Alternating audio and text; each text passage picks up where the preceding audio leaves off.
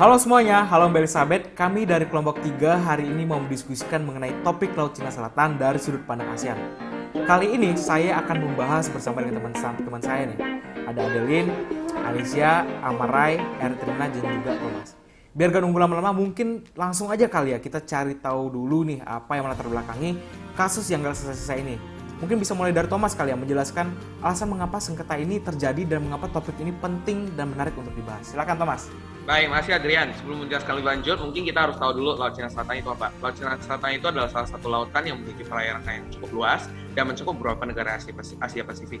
Perairan ini memiliki sumber daya yang melimpah, baik itu hasil laut maupun cadangan minyak. Hal ini membuat menjadi alasan perairan ini diperebutkan oleh negara-negara kawasan. Cina menjadi negara yang paling disoroti dalam sengketa ini. Kita semua tahu bahwa Cina merupakan negara yang sangat maju, yang memiliki banyak sejarah sebelumnya.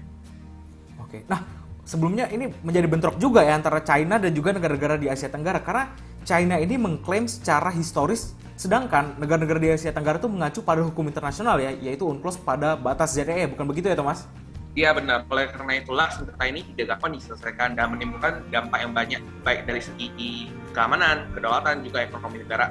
Perlu adanya solusi dan penyelesaian yang harus dirunding oleh negara-negara. Oleh karena itulah, kita perlu melihat bagaimana respon dari negara yang terlibat dalam menanggapi isu dan bagaimana cara mereka menyelesaikannya. Ini sangat penting dibahas, mengingat dampak yang mungkin terjadi akibat sengketa ini. Oleh karena itulah, permasalahan ini sangat menarik. Ya, topik ini memang sangat menarik dan penting yang terbahas karena memang isu ini gak selesai-selesai gitu ya. Oke, jadi sebagai awal pembekalan pembahasan topik ini, yaitu Laut Cina Selatan, kita udah baca-baca beberapa literatur juga dari buku dan juga jurnal. Jadi mau kita bandingin pandangan penulis-penulis. Nah, kalau dari aku membaca buku yang ditulis oleh Donald R. Weatherby yang berjudul International Relations in Southeast Asia, The Struggle for Autonomy. Pada bab 5 dia juga membahas mengenai konflik Laut Cina Selatan. Nah, Donald Weatherby mengatakan bahwa Laut Cina Selatan ini merupakan jantung dari Asia Tenggara ya. Beliau juga menyatakan bahwa negara mencari efeknya nyata dalam mengklaim yurisdiksi dan juga kedaulatannya. Seperti yang kita ketahui memang Laut Cina Selatan ini merupakan wilayah teritorial yang sangat strategis. Dan juga tentu negara-negara tidak rela ya kalau direbut dengan negara lain ya, karena membawa keuntungan misalnya dari wilayah yang menghasilkan sumber daya alam yang sangat berlimpah dan juga menjadi jalur perdagangan ya antara Asia Timur ke Timur Tengah. Ya mau gimana pun klaim ini menjadi tumpang tindih karena Cina mengklaim secara historis sedangkan Asia Tenggara mengklaim secara hukum internasional. Mungkin untuk pembahasan selanjutnya aku penasaran dengan buku dari Adeline Mikio Oishi ya. Adeline, gimana nih? Iya benar. Ya, terima kasih Adrian. Memang ya kalau kita membahas sengketa Laut Cina Selatan mungkin sampai saat ini masih menjadi isu yang belum selesai. Karena memang tidak dapat dipungkiri, faktanya Laut Cina Selatan memiliki banyak sekali potensi alam yang dapat menguntungkan suatu negara. Mungkin yang menjadi pertanyaan saat ini adalah sebenarnya apa sih masalah pokok yang menjadi masalah dalam sengketa Laut Cina Selatan. Nah, berdasarkan buku yang ditulis oleh Mikio Oishi yaitu Contemporary Conflicts in Southeast Asia Toward a New ASEAN Way of Conflict Management pada chapter 8, terdapat 3 permasalahan utama sengketa, yaitu kedaulatan dan yurisdiksi, akses sumber daya alam, dan jalan bebas hambatan kapal dan pesawat di Laut Cina Selatan. Tapi meskipun begitu, sengketa ini sebenarnya belum berakhir atau belum selesai, tapi mediasi-mediasi yang selama ini dilakukan untuk mengatasi konflik ini sudah dapat dikatakan cukup baik, apalagi ketika mengatur pihak-pihak yang bersengketa. Oke. Nah, buku yang Adeline baca ini memiliki relevansi ya dengan Donald E. Weatherby ya, karena membahas 3 permasalahan utama yaitu yurisdiksi, akses sumber daya alam, dan juga jalur perdagangan strategis ya, hambatan kapal dan juga pesawat ya, Adeline. Nah, selanjutnya aku penasaran juga nih dengan jurnal yang didapatkan oleh Anisya. Gimana nih dengan jurnalnya? Artikel jurnal yang aku baca yang berjudul The South China Sea Conflict and Sino-ASEAN Relation, A Study in Conflict Prevention and Peace Building yang ditulis oleh Michael Weissman mempunyai proof kalau sengketa Laut Cina Selatan ini jadi titik utama yang bisa mengancam perdamaian dan keamanan Asia dan global. Nah, cuma di balik itu semua ada peningkatan nih perdamaian, yaitu hubungan Sino-ASEAN. Hubungan Sino-ASEAN di sini menjelaskan tentang membangun kembali kepercayaan antar anggota ASEAN dengan Cina sampai akhirnya berhasil dengan terciptanya APT untuk membahas teritorial negara masing-masing secara baik-baik dan secara nggak langsung juga berdampak pada berubahnya ASEAN Way yang menjadi institusi yang mandiri dan dapat mendukung proses menstabilkan regional Oke, nah untuk buku yang Adeline baca dan juga jurnal artikel yang dibaca oleh Indonesia memiliki kesamaan ya dengan buku Donald Everett karena terdapat poin-poin yang sama, yaitu menjaga keamanan dunia dan berpengaruh pada keamanan ya. Oke, bagian perbandingan literatur udah, mungkin biar lebih seru lagi nih kalau kita lihat permasalahan per negara-negaranya nih. Kebetulan ada beberapa negara yang memang punya masalah ya dengan China, biar lebih jelas kita lihat yuk posisi yang paling dimusuhin oleh sama negara ASEAN. Mungkin untuk pertama aku pengen lihat dari posisi China kali ya sebagai aktor utama. Silakan gimana ya kalau posisi China? Ya, seperti tadi dijelaskan, Cina telah mengklaim segala sesuatu dalam perairan tersebut. Tidak ada negara yang lebih menarik dari Cina dalam sengketa Laut Cina Selatan ini. Hal ini dikarenakan adanya klaim yang ekspansif, adanya kemampuan dari angkatan militer laut, dan penggunaan kekuatan atas pulau-pulau.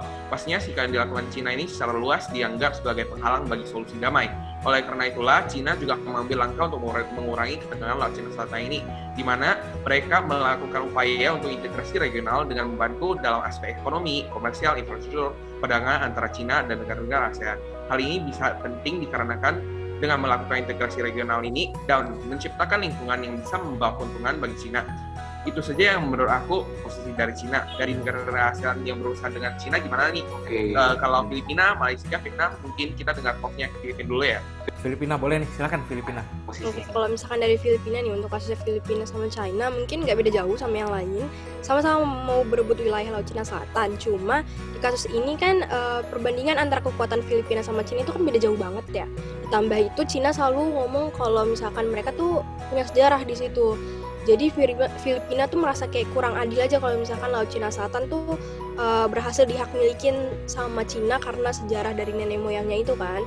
Akhirnya Filipina ini mulai nih ngeklaim wilayah Laut Cina Selatan berdasarkan penjajahan Nusantara di tahun 1940 dan 1950 sebagai bentuk tadi penolakan tadi tuh atas klaim Cina tadi tuh. Nah kalau dari Filipina sih segini dulu nih. Mungkin kalau dari negara lain gimana? Ada sisa Malaysia sama Vietnam. Mungkin dari Malaysia dulu. Boleh, Malaysia silakan, gimana posisi negara Malaysia? Nah, aku jelasin singkat dulu nih terkait Malaysia. Jadi Malaysia itu negara yang ikut terlibat di sengketa ini penting dijelaskan karena berkaitan dengan sumber daya alamnya ya. Nah, fundamental Malaysia pada saat ini harus selalu siap untuk terus menjalin hubungan dengan China yang kuat untuk perdamaian dan keamanan regional. Nah, ada juga nih kasus yang Malaysia hadapi ketika Malaysia bersikap pasif atas kegagalannya mengusir kapal penjaga pantai Cina di kawasan Lakonia Shoal, tempat di mana Malaysia memproduksi minyak. Nah, itu sih dari Malaysia. Nah, selanjutnya harusnya ada dari Vietnam, betul ya Adrian ya? Ya, betul Vietnam. Mungkin dari Vietnam langsung aja kali ya untuk membawa posisi negara gimana nih? Kita lihat. Kalau melalui perspektif Vietnam nggak beda jauh sih dari Filipina. Vietnam sama-sama memperebutkan wilayah Paracel dan Spratly yang sebelumnya udah diklaim Cina atas dasar sejarahnya. Dan permasalahannya di sini yaitu Cina terus melakukan pelanggaran dimulai dari menguasai kedua pulau tersebut dan mengambil perikanan di wilayah Vietnam. Kalau berdasarkan hukum internasional sih ini udah melanggar banget sampai akhirnya Vietnam dan Cina meningkatkan angkatan lautnya meskipun kekuatan Vietnam nggak seberapa. Ini mungkin lebih tenang dan lebih enak kalau kita mendengar nasibnya organisasi ASEAN untuk menghadapi permasalahan anggotanya. Silakan. Kalau misalkan dari ASEAN sebagai organisasi itu di sini posisinya serba salah sebenarnya. Serba salahnya itu karena pertama yang berebut wilayah sama Cina ini kan bukan satu negara ASEAN aja. Ada beberapa negara. Nah, negara-negara ASEAN yang berebut sama Cina ini pasti kan mau dapat bagian yang paling menguntungkan dong. Jadi bagian ini tuh lumayan bikin ngebingungin ASEAN ya. Dan secara otomatis kan jadi ada perselisihan ya secara internal di ASEAN. Nah, akhirnya ASEAN juga mulai cari cara untuk mengatasi sengketa permasalahan ini. Lebih baik lagi permasalahan yang tadi yang ada ditambah dengan prinsip dasarnya ASEAN yang harus konsensus. Jadi semua negara mau gak mau harus setuju sama rancangan kebijakan kan. Jadi juga berdampak nih sama pembentukan kebijakannya ASEAN, jadi nggak selesai gitu. Jadi muter-muter di situ terus. Oke. Mungkin langsung ke kesimpulan aja kali ya. Boleh. Untuk negara-negara posisi negaranya udah selesai ya. Mungkin emang sengketa Laut Cina Selatan ini konfliknya nggak selesai-selesai, berujung panjang banget. Dan ASEAN ini memiliki peran yang sangat penting untuk menciptakan dialog bersama-sama negara yang bersengketa. Namun ASEAN masih terbatas ya dalam terlibat penyelesaian sengketa ini. Karena ASEAN sendiri masih terlibat dalam masalah internal dengan negara-negara anggotanya dan tidak sepenuhnya mampu menciptakan sebuah kebijakan yang kedepannya akan dijalankan. Ya, jadi kita berharap bahwa sengketa ini bisa diselesaikan ya dengan cepat dan tidak menimbulkan kerugian untuk pihak manapun. Oke, untuk pembahasan kita hari ini udah selesai terkait dengan Laut Cina Selatan. Semoga kedepannya kita dapat membahas dengan topik yang lebih menarik lagi ya teman-teman. Terima kasih atas waktunya ya teman-teman.